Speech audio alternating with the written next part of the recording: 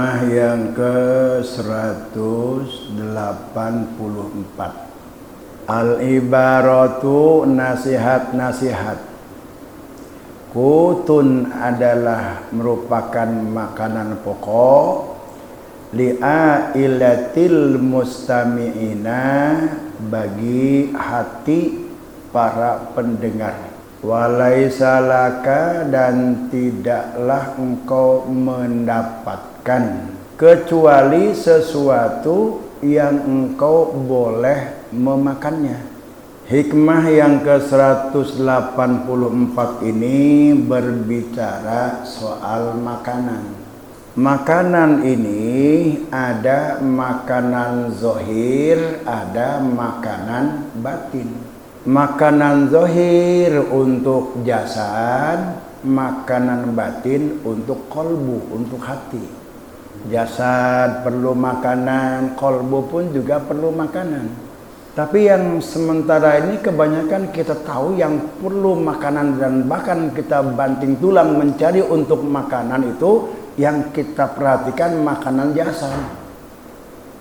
Kolbu mah jarang kita pikirkan, jarang kita perhatikan. Nah, maksud daripada hikam tadi, subihatil ibaratu, diumpamakan. Al-ibaratu nasihat-nasihat. Al-ibaratu mau'izoh. Al-ibaratu ilmu agama, pengajian.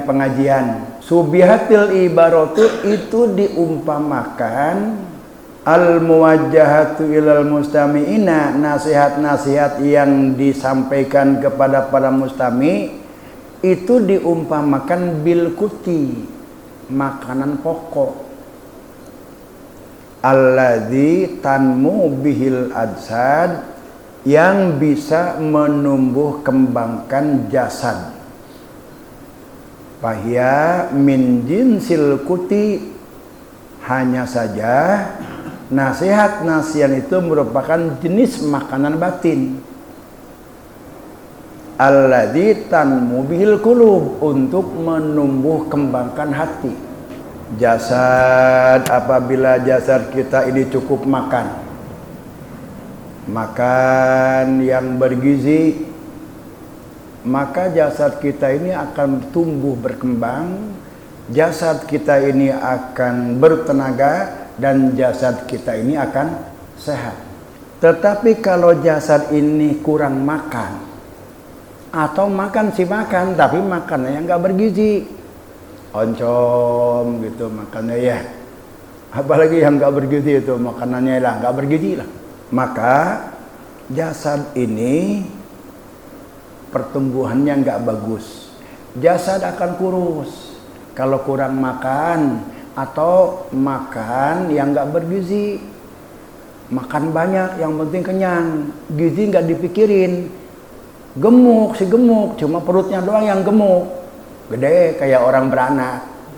Ada orang kampung punya ternak bebek bertelur, kan itu gizinya bagus, telur dibawa ke pasar, dijual sama ikan rebon, apa ditukar, dia jual telur itu, pulang beli ikan rebon, dikasih makan kepada keluarganya. Kenapa dia ternak bebek nggak langsung telur bebeknya dikasih keluarga makan yang bergizi, ditukar dengan rebon? Ini makanan yang nggak bergizi. Nah, kalau tubuh kita ini dikasih makan cukup, lalu bergizi, maka tubuh kita ini bertumbuh kembang baik, bertenaga, sehat, dan tidak mudah terjangkit penyakit. Kalau badan kita ini cukup makan yang bergizi.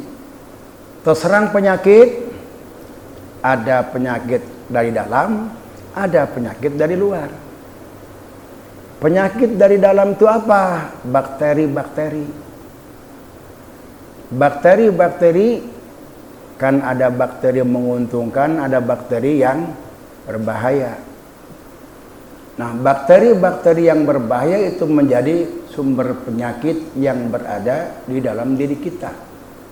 Atau memang sudah ada penyakit yang terus nggak sembuh-sembuh, berkembang terus, lama-lama berkembang.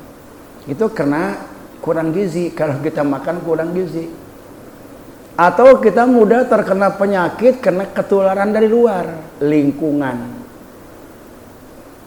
Kira-kira begitu nih kalau kita berbicara soal makanan jasad, makanan tubuh kita ini. Nah, begitupun juga dengan kolbu ini. Makanan kolbu, makanan batin, makanan ruh kita ini apa? Makanan ruh atau makanan kolbu kita ini adalah tadi mauidhah, nasihat-nasihat agama, ilmu-ilmu agama. Ilmu-ilmu agama yang baik. Sehingga kalau kita ini sering ngaji, kita sering baca buku, lalu kita mendengarkan nasihat-nasihat, itu artinya kita sedang memberi makan batin kita, sedang memberi makan kolbu kita. Jangan asal makan, tapi nasihat-nasihat yang baik dan bergizi. Nasihat yang bergizi itu bagaimana? Yang menyampaikannya ikhlas, bukan kena amplop. Ada guru ngaji, ajar ngaji.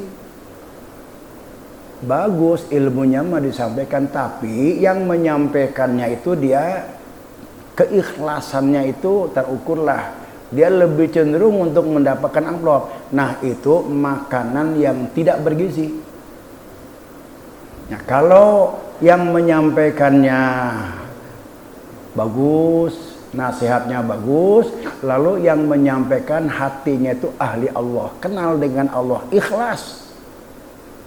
Dia semata-mata kena atas perintah Allah, karena dia merasa kewajiban untuk tablik amanat, balighu anni walau ayatan, tolong sampaikan walaupun hanya satu ayat, kata Rasulullah SAW. Dia punya beban itu, dia menyampaikan ilmu itu karena dasarnya itu merupakan sebuah tugas, balighu anni walau ayatan. Nah, orang yang punya prinsip seperti itu, nasihat-nasihat yang disampaikannya itu nasihat yang bergizi karena ahli Allah itu. Tapi kalau orang yang menyampaikannya itu ada dunia, ada kesombongan, dia yang paling pintar, merasa paling hebat, merasa paling pintar, makanannya kurang gizi, nggak berpengaruh bagus kepada kolbu kita. Nah, kalau kolbu kita itu kurang makan atau dikasih makan dengan makanan yang bergizi, maka kolbu kita juga kurus, pertumbuhannya lambat. Maka ada orang yang badannya gemuk tapi kolbu atau rohaninya kurus, kering kerontang karena nggak dikasih makan. Ada orang yang jasadnya nggak makan, biasa makan 3 kali sehari, ini cuma sehari, siang sore nggak makan, bingung dia, panik dia. Padahal cuma sehari itu nggak makan, biasa makan 3 kali, makan 2 kali. Tapi rohaninya nggak pernah dikasih makan sebulan pun dia tenang-tenang aja, nggak merasa panik dia. Nah, ini yang perlu kita sadari, kita ini punya 2 dimensi, dimensi zahir dengan dimensi batin. Zahir kita perlu makan untuk pertumbuhan dan perkembangannya dan supaya jangan sakit, dan batin kita pun juga perlu ditumbuh kembangkan supaya sehat, supaya bagus. Dikasih makan. Nah, kalau untuk batin, makanannya itu adalah nasihat-nasihat, pengajian-pengajian agama, mauidhah, dan yang menyampaikannya juga ahli Allah, orang yang ikhlas. Penyakit-penyakit tadi, orang yang kurang makan, jasadnya itu mudah terjangkit penyakit. Baik itu yang datang dari dalam berupa bakteri-bakteri, atau berupa penyakit yang memang sudah ada, atau penyakit tertular dari lingkungan. Kolbu pun juga begitu. Kalau kurang makan, dia akan mudah terserang penyakit. Ada penyakit yang memang sudah ada di dalam, ada penyakit yang memang terjangkit datang dari luar. Penyakit yang sudah ada di dalam nafsu, Nafsu itu penyakit yang udah di dalam bakteri-bakteri yang membahayakan itu, nafsu itu. Maka perlu kita perhatikan masalah nafsu, perlu kita kuasai, perlu kita kendalikan. Setan, hasud, dengki, dendam, itu adalah bakteri-bakteri yang berbahaya sebagai sumber penyakit kolbu. Jangan dipiara itu. Kemudian dari lingkungan, yaitu makhluk, orang yang sombong, orang yang hubud dunia. Nah, kita jangan banyak bergaul dengan makhluk, khawatir kita ini terjangkit penyakit-penyakit dari lingkungan teman kita gaul itu. Gaul dengan orang yang ahli dunia, mau kemana-mana pengajian, baju paling mahal, kemudian semua perhiasan kiri kanan dipakai. Begitu ngelihat bajunya paling hebat, timbul ujubnya. Waduh, kalau gitu gua nih yang paling hebat di sini nih. Mulai itu nggak bagus. Lalu kalau kita gaul dengan itu ke pengajian, kabeh kata kode pengajian pakai seragam, lamun teu meuli seragam diomongkeun. Penyakit itu yang akan menular, Kalau kalbu kita ini kurang makan, kurang nasihat, kurang ilmu agama, mudah terpengaruh, tertular oleh penyakit-penyakit yang ada di sekitar kita kayak begitu. Kecuali kalau kita ini udah kuat, kalbu kita ini udah sehat. Apapun keadaannya, kita nggak akan tertular, terpengaruh dengan keadaan lingkungan kita. Jadi kedua makanan itu, baik makanan zahir dan makanan batin, perlu kita perhatikan. Nah, sekarang sudah tahu nih. Jangan sampai badan gemuk, batin kita kurus. Jangan sampai batin zahir sehat, tapi batin kita berpenyakit-penyakitan. Nah, sekarang kita urus. Batin kita pun harus diberi makan. Diberi makan bagaimana? Ya, dari kita membaca ilmu, baca buku, kita ngaji, kita berzikir, itu adalah makanan-makanan qalbu. Lalu semua makanan baik. Semua makanan zahir itu baik. Namun tidak baik untuk semua orang. Kangkung, bayam, baik, itu bervitamin. Tapi tidak baik untuk semua orang. Orang yang udah asam urat, makan bayam, gak baik, malah jadi penyakit itu. Apalagi ikan asin, orang yang punya darah tinggi, baik untuk yang lain mah, tapi belum tentu baik untuk orang yang punya darah tinggi. Bisa kolesterolnya naik itu kebanyakan asin itu. Nasi biasa baik, tapi belum tentu baik untuk semua orang. Bayi umur 3 bulan, 6 bulan, kasih makanan orang dewasa, pan nggak bagus begitu dia. Jadi prinsipnya semua makanan itu baik, tapi belum tentu baik untuk semua orang, dengan berbeda-beda keadaan dan tingkat usia. Begitupun juga makanan batin, ilmu, nasihat, mauidhah, semua ilmu agama, semua nasihat itu baik.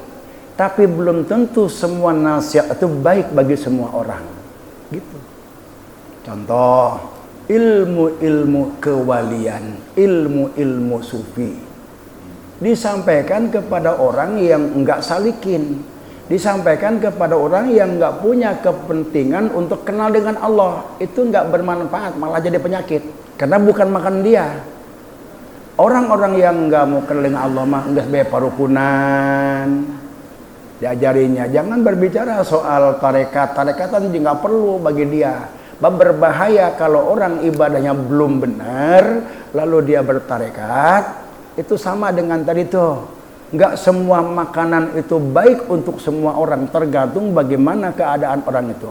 Kalaupun juga mau disampaikan, tapi bagaimana cara menyampaikannya itu.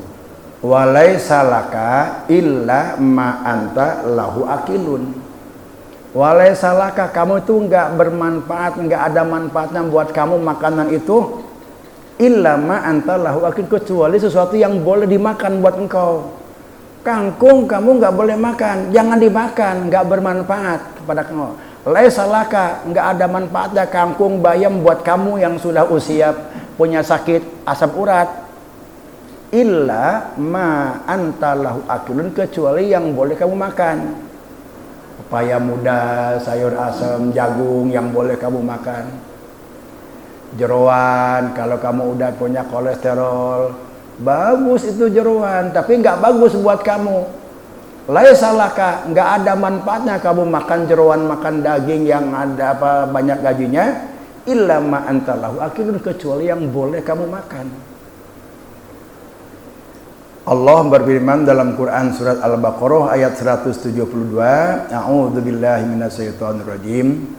Ya ayyuhalladzina amanu kulu min thayyibati ma razaqnakum. Wahai orang-orang yang beriman, kulu min thayyibati, makanlah makanan-makanan yang baik dan bergizi. Ma razaqnakum, apa yang telah kami berikan kepada engkau, baik itu makanan zahir maupun makanan batin. Yang sementara ini kita lebih cenderung untuk memilihkan makanan zahir, makanan batin kurang. Orang yang selalu cenderung berpikir makanan zahir, tidak pernah berpikir dan gak punya kepentingan dengan makanan batin, itu derajatnya setara dengan binatang. Makan, dia nggak mau kenal dengan Allah itu. Dia nggak mau ngaji. Dia nggak ngerti dengan mau'idhah itu. Taunya dia mah makan, minum, kemudian kawin, berak. Kalau manusia yang seperti itu, dia nggak berpikir masalah pengajian, masalah ilmu agama, masalah batin, itu derajatnya setara dengan binatang. Kalau orang yang hanya peduli memikirkan batin, ngaji kemana-mana, tapi kurang peduli dengan makanan zahir, itu derajatnya setingkat dengan malaikat. Malaikat kan nggak pernah berpikir masalah makanan zahir, nggak pernah sama sekali, atau minimal dia nggak begitu peduli. Makan seadanya, ada dia makan, nggak pun juga dia nggak pusing, nggak nyari kemana-mana. Tapi dia selalu mau untuk makan batin. Mungkin kalau orang-orang nanti udah sampai ke sana, dia udah lagi nggak berpikir masalah zahir. Dia nggak berpikir masalah butuh tidur. Kalau menurut kedokteran, orang dewasa itu butuh tidur 7 jam. Anak kecil butuh tidur 13 jam. Kurang dari 7 jam, 5 jam misalkan akan sakit. Kalau orang yang sudah ke Allah mah nggak berpikir soal itu. Dia berpikir ruh dia. Dan lagi nggak berpikir masalah jasad. Hanya untuk orang yang salik pemula. Kalau tadi ini kita berbicara orang yang sudah wasil, yang udah nyampe kepada Allah, dia nggak pernah lagi berpikir masalah jasad. Nah, untuk orang yang pemula baru akan menempuh suatu perjalanan menuju ma'rifatullah, dia tetap masih berpikir masalah zahir. Nah, orang yang hanya berpikir makanan batin tanpa berpikir makanan zahir, atau dia kurang peduli, itu derajatnya sama dengan malaikat. Jadi nggak bagus, kurang bagus juga. Yang bagusnya mereka peduli makanan zahir juga peduli dengan makanan batin. Orang yang peduli dengan makanan zahir dan juga peduli dengan makanan batin, makanan zahir dia mana yang haram, mana yang enggak, peduli, bersih. Lalu makanan zahir mana yang cocok dengan dia, mana yang tidak, dia peduli dengan itu derajatnya lebih tinggi dari malaikat. Makanan-makanan zahir kita dapat di warung. Makanan-makanan batin kita dapat di pengajian-pengajian, di majelis ta'lim, di majelis zikir. Udah jelas itu tokok-tokoknya untuk mendapatkan makanan zahir, makanan batin. Lalu bakteri-bakteri yang menjadi sumber penyakit dari dalam diri kita, di antaranya riya. Itu ria merupakan bakteri yang berbahaya yang akan menjadi sumber penyakit batin kita. Ria, apalagi ujub, sombong, takabur, dengki, dendam, pelit. Itu termasuk bakteri-bakteri yang sudah ada di dalam batin kita yang menjadi sumber penyakit batin kita. Nah, oleh karena itu ria, kemudian ujub, sombong, dengki, nafsu juga perlu kita perhatikan dan perlu kita awasi. Yang mendorong kita, ada nafsu kita yang mendorong kepada kejelekan, ada yang nafsu kita yang sudah tenang. Nafsu itu ada 7. Nafsu ammarah. Nafsu ammarah itu ada di sini nih, di tengah-tengah antara di jidat, antara alis kanan alis kiri di sini. Nafsu ammarah. Ciri-ciri atau karakter nafsu ammarah itu mayyalatan ila syarr, selalu cenderung kepada kejelekan-kejelekan. Firoron andil khair, susah diajak benar. Yuk ngaji yuk, lah engke bae sia bae lah lempang. Itu firoron andil khair. Ketika dia diajak ngaji, dia nolak, gak mau, nafsu amarah itu. Ciri yang ketiga, ammaratan bisu, selalu menyuruh kita untuk melakukan kejahatan-kejahatan. Itu ciri-ciri atau karakter dari nafsu amarah. Lari dari kebaikan, menyuruh kejahatan, cenderung. Ada orang mau tawuran, diajak, senang dia. Itu amarah itu kayak begitu itu.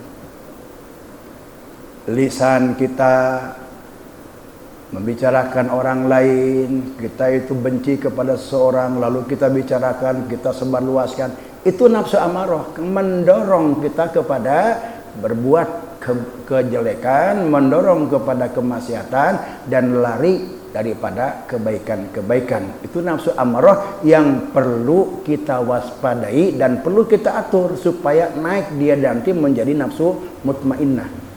Yang kedua, nafsu lawamah. Nafsu lawamah itu ada dua jari di bawah susu kiri. Nafsu lawamah. Nafsu lawamah itu suka mencela. Tahu bahwa itu adalah kemaksiatan, tahu bahwa itu adalah keburukan, tahu bahwa itu adalah sebuah larangan, tapi dia tidak bisa menahan diri untuk berbuat itu, dia lakukan. Namun begitu dia telah melakukan, dia celah. Kamu ngaji kemana-mana itu kamu berbohong melulu. Nyesal dia. Nah, ketika kita berbuat salah, berbuat maksiat, ada timbul penyesalan dan ada timbul kekecewaan dan celaan hati, itu lawamah. Kenalin tuh. Karakter nafsu lawamah itu suka mencela ketika kita setelah berbuat kejelekan. Kita pernah berbuat kejelekan, ada rasa nyesel, mencela enggak? Nah, kalau ada mencela, itu lawamah namanya. Dia tahu itu tidak baik, tapi dia enggak mampu untuk meninggalkan ketidakbaikan, malah justru dia lakukan. Itu lawamah.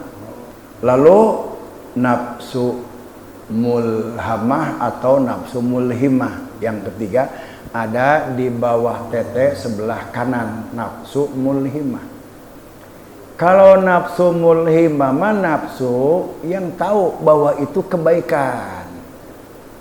Puasa Senin, Kamis bagus, itu adalah sunnah Rasul. Tapi nggak ada kekuatan untuk melaksanakan kebaikan-kebaikan itu.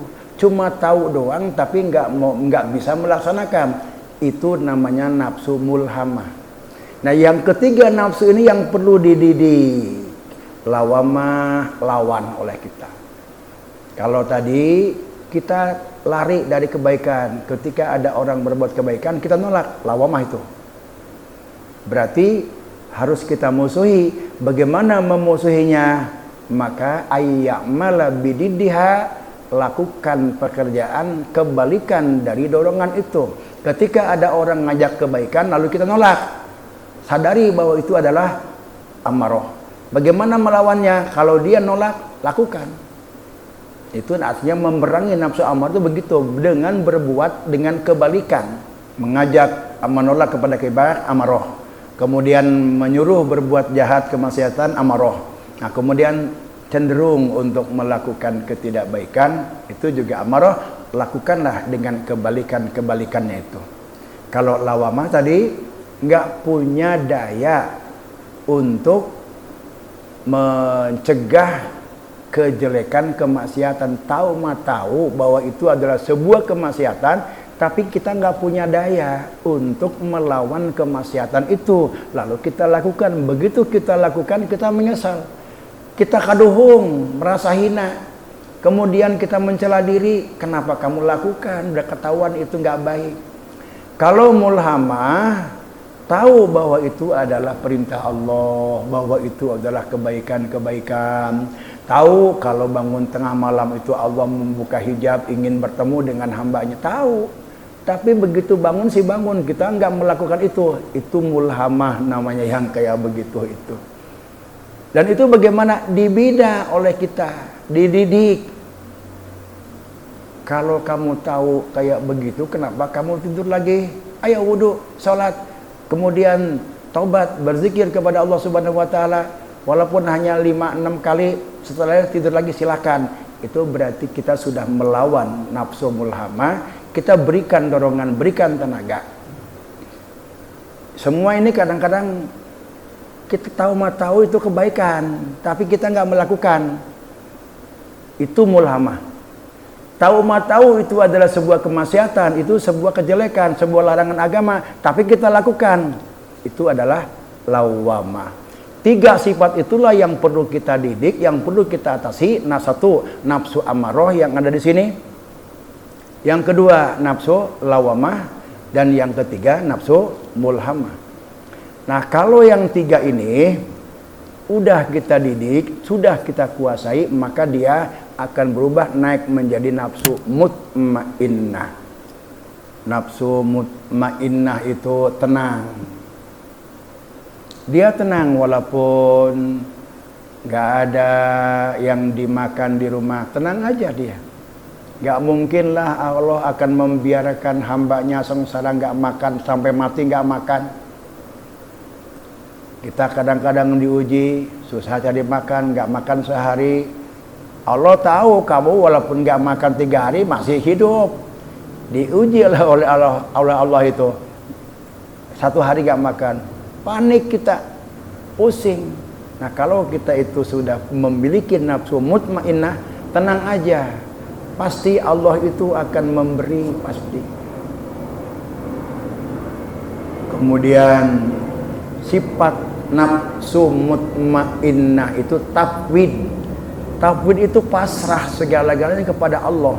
Benar-benar bulat, full pasrah kepada Allah. Itu nafsu mutmainnah. Sehingga apapun keadaan yang dia hadapi, dia nggak gelisah, dia nggak panik. Tenang aja dihadapi apapun keadaannya. Itu mutmainnah itu. Kalau dia ibadah, merasa tenang, merasa nikmat, merasa lezat ibadah, itu nafsu mutmainnah itu. Kemudian yang di sini yang keempat, 1, 2, 3, 4. Yang kelima. Yang kelima ada di atas susu sebelah kanan. Itu nafsu radiyah. Nafsu radiyah. Nafsu yang meridoi, yang ridho. Ridho dengan apa?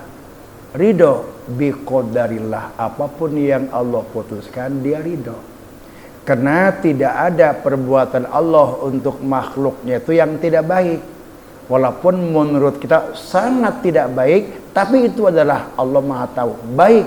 Maka kita harus betul-betul tafwid kepada Allah Subhanahu wa taala. Apapun yang Allah putuskan untuk makhluknya itu adalah yang terbaik. Nah, kalau kita sudah melihat itu, ridho apapun yang Allah berikan, maka itu nafsunya sudah rodiyah. Kemudian yang keenam, mardiyah. Mardiyah itu ada di sini. Yang sudah diridhoi oleh Allah Subhanahu wa taala. Mardiyah itu yang sudah ridho dengan Allah dan sudah Allah ridho dengan dia. Saling meridhoi, saling menyenangi, saling menyayangi, itu nafsu mardiyah. Ridho dituhankan Allah, ridho diperintah Allah, ridho ditentukan Allah, dan Allah pun juga ridho dengan orang itu. Nah, itu mardiyah. Nah, yang terakhir nafsu kamilah. Nafsu kamilah ini hanya dimiliki oleh Rasul dan Nabi. Kita belum nyampe kepada nafsu kamilah ini. Bagaimana kita untuk menjadikan nafsu ammarah itu, nafsu lawamah itu, nafsu mulhamah, dia naik menjadi nafsu mutmainnah? Para ulama memberikan penjelasan. Maka utamakan 4 hal ini. Perhatikan 4 hal yang kalau 4 hal ini kamu miliki, berarti kamu itu sudah memiliki nafsu mutmainnah. Mana yang pertama? Iklalut ta'am, menyedikitkan makan. Biasa makan sehari 3 kali, kurangi 2 kali aja makannya. Kurangi makan dan kurangi kehendak. Ada 2, mengurangi makan itu mengurangi porsi dan mengurangi kehendak. Jangan kayak begini. Kita di prasmanan, meja pertama ada sate, lalu ada semur daging, ada semur jengkol, ada apa lagi itu, macam-macam, ada ikan, ada ayam. Ketika nyendok nasi, ingat mengurangi makan. Setengah centong nasinya. Tapi semua ikan yang ada itu naik ke piring semua. Itu artinya mengurangi makan, mengurangi porsi, tapi kehendaknya nggak dikurangi. Begitu walaupun banyak bermacam-macam makanan, nasi setengah piring, ada sate doang, sate aja udah. Nyokotlah 20 tusuk mah. Ulah 20 tusuk atuh. Yang lainnya nggak usah diambil. Nah, itu namanya mengurangi makan tuh, kayak begitu itu.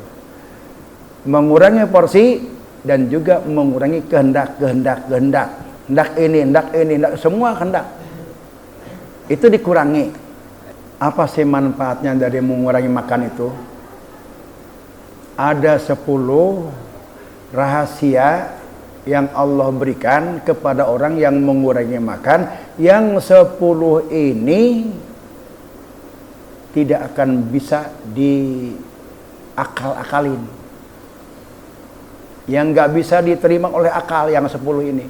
Hanya 1. Di antara yang 10 rahasia daripada mengurangi makan cuma 1 yang bisa masuk akal. Yang 9 nggak bisa masuk akal. 1, sofaul qalbi, hati jadi bersih. Kalau kita tanya apa hubungannya mengurangi makan dengan hati bersih, itu nggak kepikir, nggak usah dipikir, itu rahasia Allah itu, nggak usah diakal-akalin. Secara kesehatan justru orang yang banyak makan sehat, tapi ini kenapa orang yang banyak yang mengurangi makan justru akan bersih hatinya?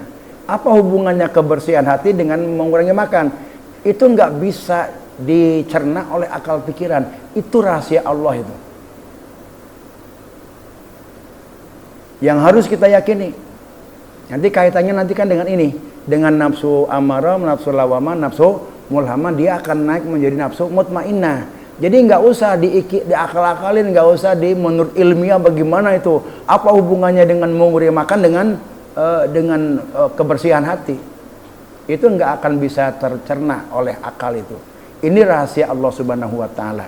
Qala Rasulullah sallallahu alaihi wasallam, ahyu qulubakum biqillatid dhaki wa qillatis sab'i wa tahharu bil ju'i. Hidupkanlah hatimu itu biqillatid dhaki, jangan banyak ketawa. Jangan banyak ketawa terbahak-bahak.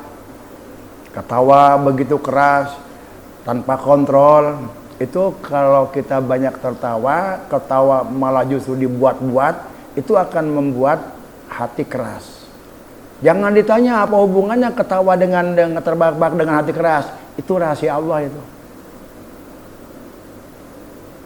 Wa qillatis sab'i, dan kurangi kenyang. Rasulullah kan memberikan adab di dalam kita makan. Makanlah ketika lapar dan berhenti sebelum kenyang. Jangan sampai kekenyangan. Kurangi kenyang. Wa tahharuha, dan bersihkan hati itu. Nah ini kebersihan hati itu bilju, dengan lapar.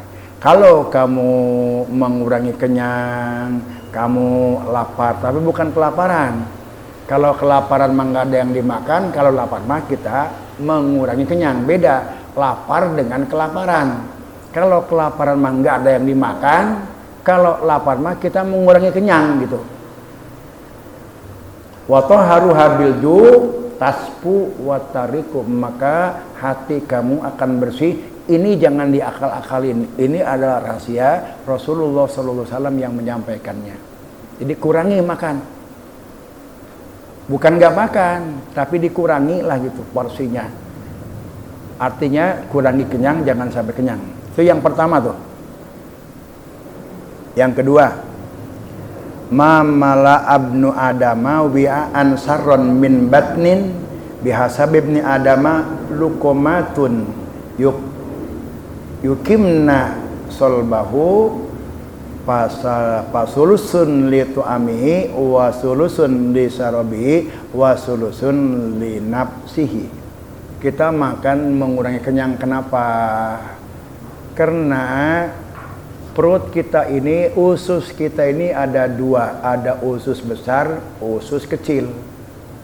Usus kecil itu di atas, usus besar itu ada di bawah. Usus kecil itu panjangnya 6 sampai 7 meter. Dibagi 3. Makan, minum, udara. Jadi kira-kira kalau 6 meter dibagi 3, 2 meter. Usus kita segede telunjuk gini. Kira-kira kalau panjang 2 meter itu berapa sendok tuh kira-kira penuhnya itu? Kalau kepenuhan berarti bagian untuk udara terambil oleh makanan. Terus dia mendesak kepada bagian air.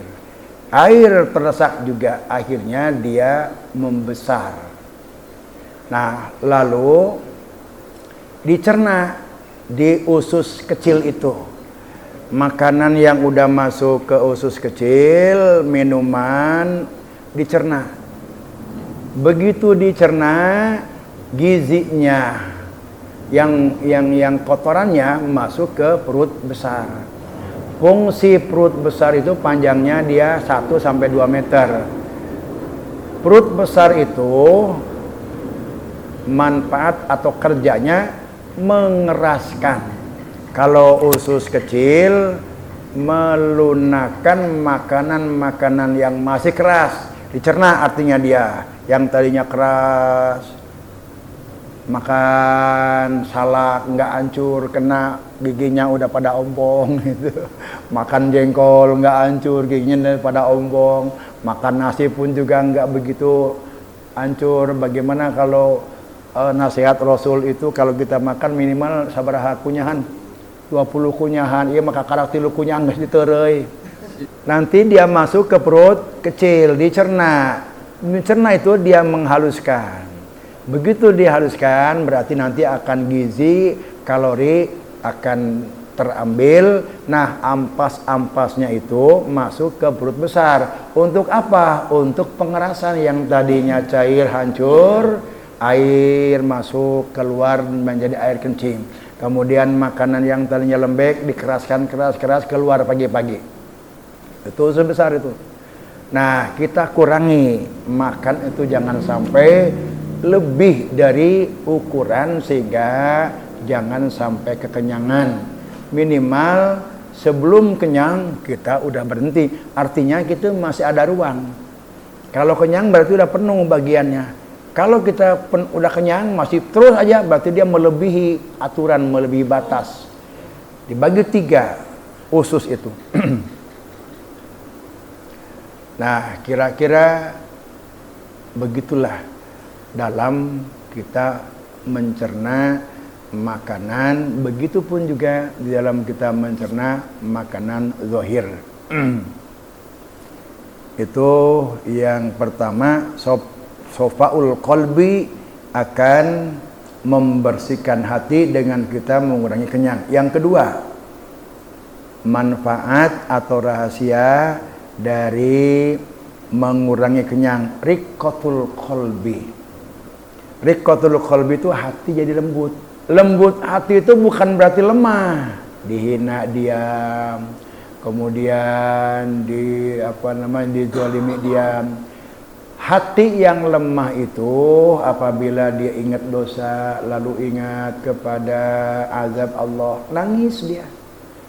Orang yang hati yang matanya berat untuk mengeluarkan air mata karena dia ingat kepada nasihat-nasihat atau dosa-dosa serta akibat dosa, kalau dia nangis tersentuh, itu orang yang memiliki hati yang lunak. Kalau dinasihati dia merenung, apanya terasa gitu. Kalau dinasihati biasa-biasa aja masing-masing, itu hatinya keras itu. Nah, kalau kita hatinya keras, kurangi makan. Karena di antara rahasia dari kita mengurangi makan itu adalah riqqatul qalbi, hati kita jadi lunak. Artinya lunak itu mudah menerima nasihat-nasihat. Keempat, taisirul ibadah, membuat semangat, mendorong untuk melaksanakan ibadah-ibadah. Kalau kita habis makan perut kenyang, kan ngap kita. Apalagi nih kalau misalkan habis buka puasa, segala macam yang ada di meja dimakan semua. Tiba-tiba datanglah adzan isya, tarawih. Duh, aing kakarak dia baru juga makan, ngap biasanya sange tarawih, kekenyangan. Karena puasanya dendam itu. Maka ketika buka puasa tahan diri, jangan semua apa yang ada di meja yang kita inginkan dimakan semua. Kita prinsipnya kurangi, jangan sampai kenyang. Kemudian yang keempat, mencerdaskan ingatan. Nah, ini kalau ditanya apa hubungannya orang yang mengurangi kenyang mencerdaskan ingatan, ini jangan ditanya itu, nggak ada hubungan, susah untuk dicerna oleh akal. Sehingga kalau orang yang banyak makan itu akan membuat otak itu bebel, artinya susah untuk mempelajari ilmu. Orang yang gembul makannya itu susah untuk memahami ilmu. Maka untuk bisa menimbulkan kecerdasan diantaranya adalah mengurangi makan. Kemudian kasratu dzikril maut, akan Allah berikan untuk selalu senantiasa ingat kepada kematian. Dan yang keberapa 7, zawalul batroh, hilang kesombongan-kesombongan. Kalau kita kenyang, tapi kalau kita mengurangi kenyang, sombong akan berkurang, dorongan-dorongan untuk sombong. Yang ke-9, khifatul mu'nah. Khifatul mu'nah itu biaya ringan. Kalau kita makan cukuplah 2 kali apa adanya, gak pengen beli ini, gak pengen beli itu. Jangan makan ada apanya, tapi makan apa adanya. Apa adanya, ya udah yang seadanya itu ada kita makan, jangan mencari yang enggak ada. Dan yang ke-10, as-sakha, menjadi pemurah, orang itu selalu ingin membantu, selalu ingin memberi, maka dia mengurangi kenyang itu akan menjadi pemurah. Nah itu 10 rahasia Allah yang itu nggak bisa dicerna oleh akal itu, tapi harus kita terima dengan keyakinan. Ini rahasia-rahasia dari Allah berdasarkan sabda Rasulullah SAW. Yang kedua, iklalun niam, sedikitkan tidur. Sedikitkan tidur itu artinya kurangi tidur pada malam hari, sehingga qiyamul lail itu dilakukan, taubat, kemudian istighfar, zikrullah, karena di situ Allah menanti kita untuk bertemu dengan Allah pada sepertiga malam terakhir. Kemudian yang ketiga, iklalul kalam, jangan banyak ngomong, seperlunya aja. Kenapa? Man kasura kalamuhu, barang siapa yang segala diomong, banyak omongnya, macam-macam lah ngomong, kasuro khotauhu, maka akan banyak salahnya.